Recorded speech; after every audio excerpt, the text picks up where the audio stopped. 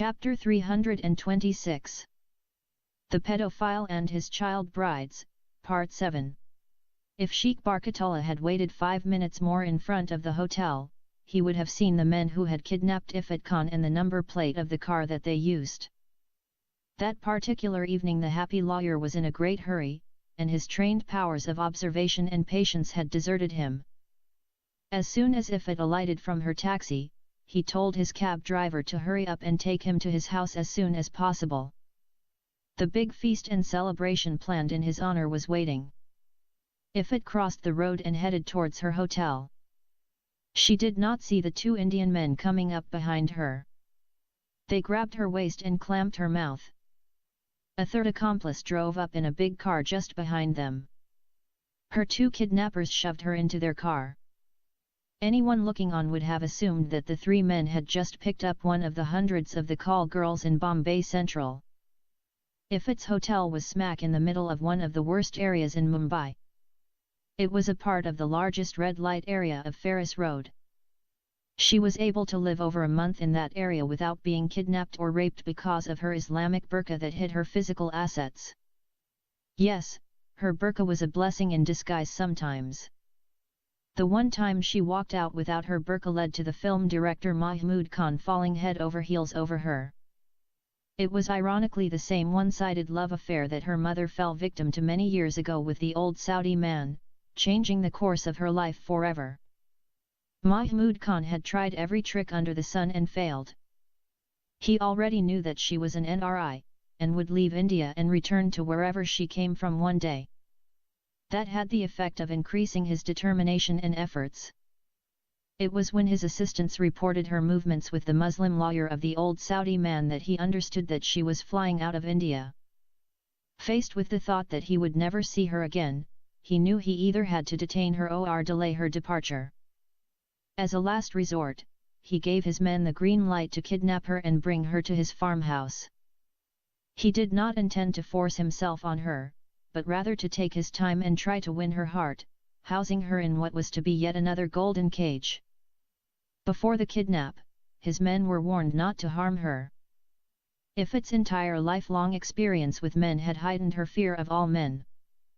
She grew up thinking that men were somehow designed by nature to harm women. She had vivid memories of her mother's brutal rape by the 2 Saudi policemen. She clearly remembered the way the old man forced himself on her sexually when she was just a little girl. No, there was nothing in Ifat's life that led her to believe otherwise.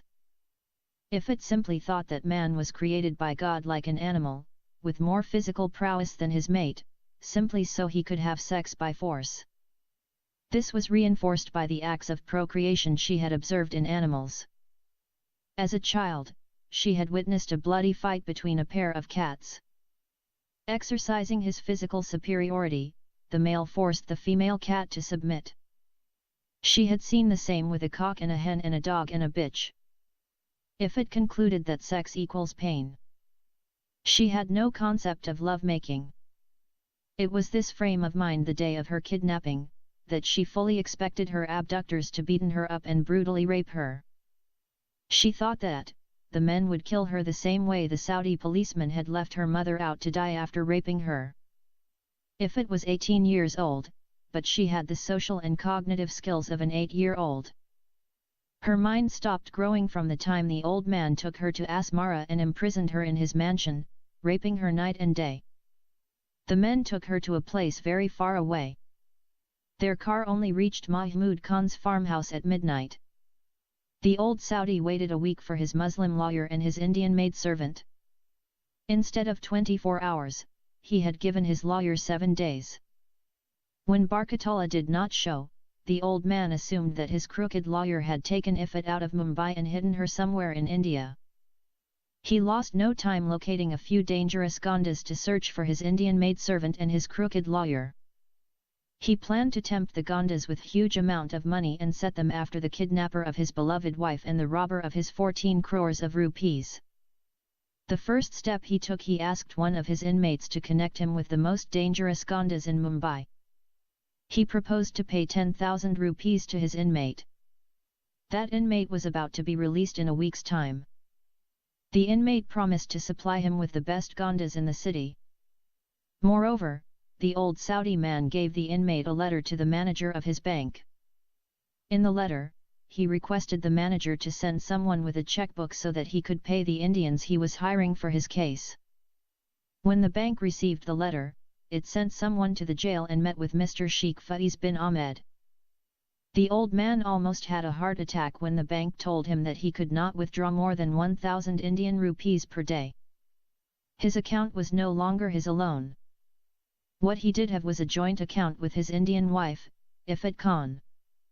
It was he who made that condition: neither party of the joint account is to withdraw more than 1,000 rupees without the consent of the other. This stipulation in place, the old man will now need Ifat Khan to approve any withdrawal exceeding 1,000 rupees on any given day. Naturally, the bank refused to allow him to withdraw more than the agreed upon sum as a single signatory. The old man told the bank that his Indian wife had stolen 14 crores from him and eloped with his Muslim lawyer. The bank informed him that he should go to the police to solve his problem.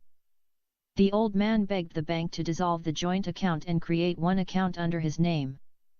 The bank said that the joint account could not be cancelled without the consent of Ifat Khan. However, the bank did tactfully suggest that if one of signatories passed away, the surviving signatory would be entitled to the entire sum and the account would revert to a single account holder.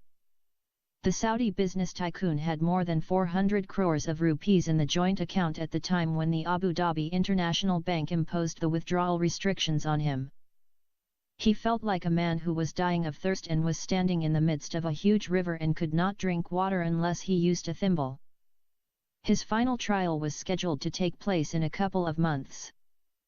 He knew that if he could not find another lawyer and use him to purchase his freedom, he would go to the gallows and leave his wealth to his accursed Indian wife. The old man had already transferred all his properties in the Kingdom of Saudi Arabia to the name of Ifat Khan without her knowledge. Even his 2 houses in Asmara and Tehran were hers. Sheikh Faiz bin Ahmed hated all his sons and daughters. He even hated his Saudi wives. He did not want any one of his wives to inherit the houses they were living in.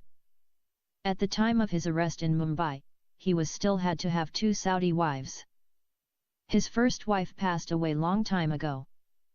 The disappearance of his Indian wife created a serious problem to him. It was now a question of life and death for him. At first, he did not want to inform his Saudi families about his arrest in Mumbai.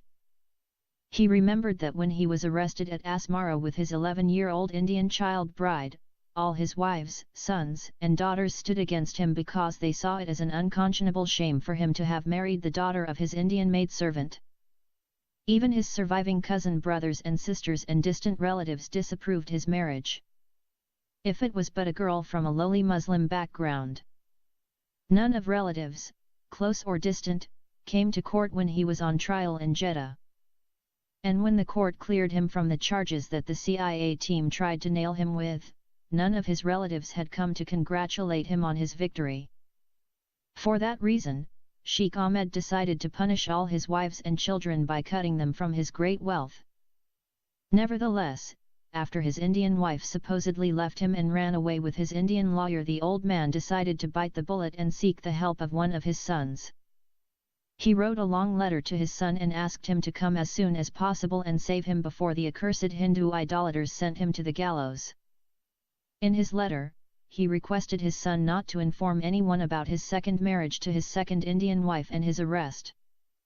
His son was even more furious when he came to know that his father had once again married another low-caste Muslim woman, this one from the Arizal tribe of India.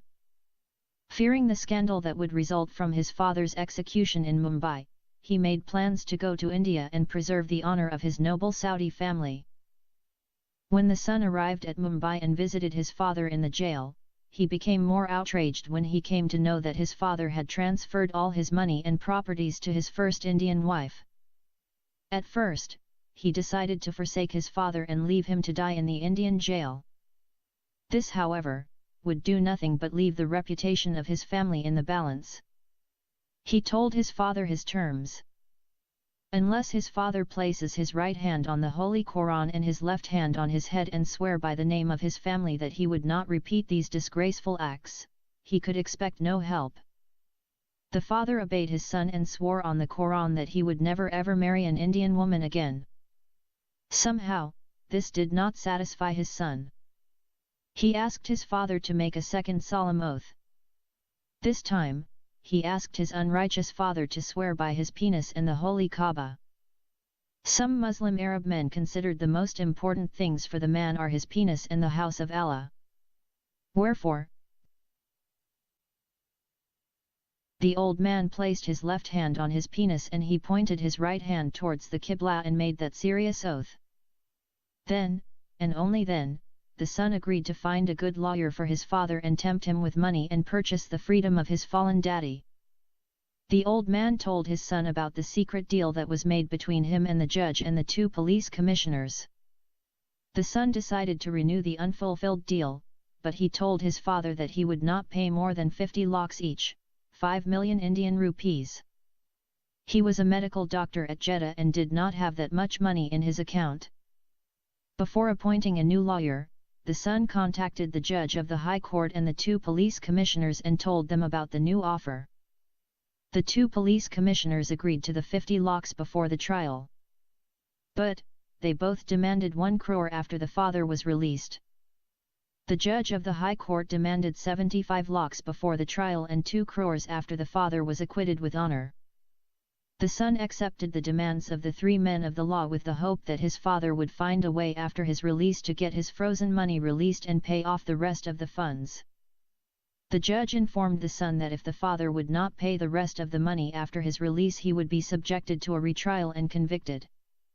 The son accepted the condition. This time, the first installments were paid off in a less complicated fashion. Instead of traveling to Zurich and opening secret accounts, the son wrote 3 checks and handed them over to the judge and the 2 police commissioners. It was up to each one to decide whether he wants to deposit his check in his Indian account or prefers to travel to one of the OPEC countries and opens a secret account and deposits his funds there. After making the new deal with those corrupt men of the law, the son found another crooked Muslim Indian lawyer and told him the plan. The son misled the lawyer into thinking that he paid each party 5 lakhs and that he would pay each the same amount after the release of his father. The Muslim lawyer accepted the deal and thanked his Allah. With the new deal in place, there was now merely 15 days to the final trial.